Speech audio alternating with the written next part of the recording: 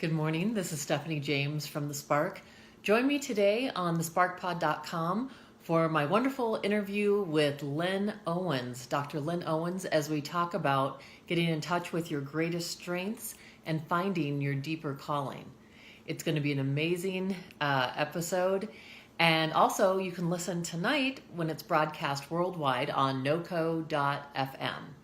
Today, I want to talk to you quickly about the art of resilience.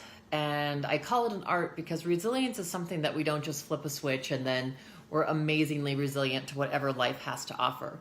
Resiliency is like a muscle, and it's something that we can build day after day, moment after moment. And what resiliency you can start with is not allowing our circumstances to define us. When our circumstances happen, we don't have to be a victim to them.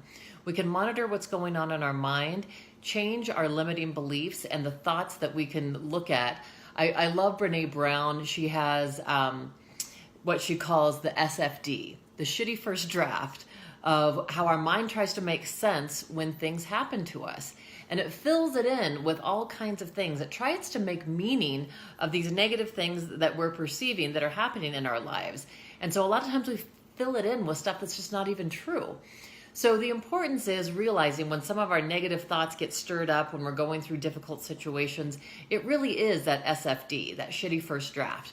And we have to come back to what is really true.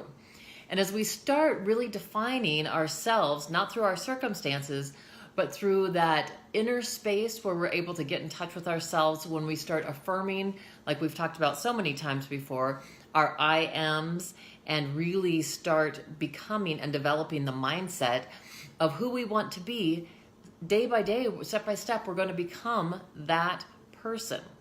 And the other thing I think is so important as we're going through times, one of the things that does help resiliency and build resiliency is to reach out to other people and to realize it's okay to ask for help. It's okay to utilize your support network. We all need that support net at times. And so it's okay. We don't all have to just pull ourselves up by our bootstraps all alone. We can reach out to our friends, family, loved ones, and if you need more support, reach out to a counselor or a therapist. What it can help us do is change our mindset, and so we know that we can build this resiliency, because life is always going to do this. I tell my clients that all the time. It goes up and down. When we learn what we can do, that we can anticipate life will do this, we can know I can build the strength so that this doesn't unearth me when I go through a difficult time. Instead, I know it's going to do this again, and that there are going to be wonderful times. This too shall pass. So the art of resiliency is a day-by-day process. And just take that first step today, affirming the positives of who you are, writing down the positive things of who you want to be, the things that you want to do, and knowing that you've gotten to this point in your life, you've survived this long because you do have inner strength and you're here for a reason. So this is Stephanie James from The Spark, wishing you an amazing day.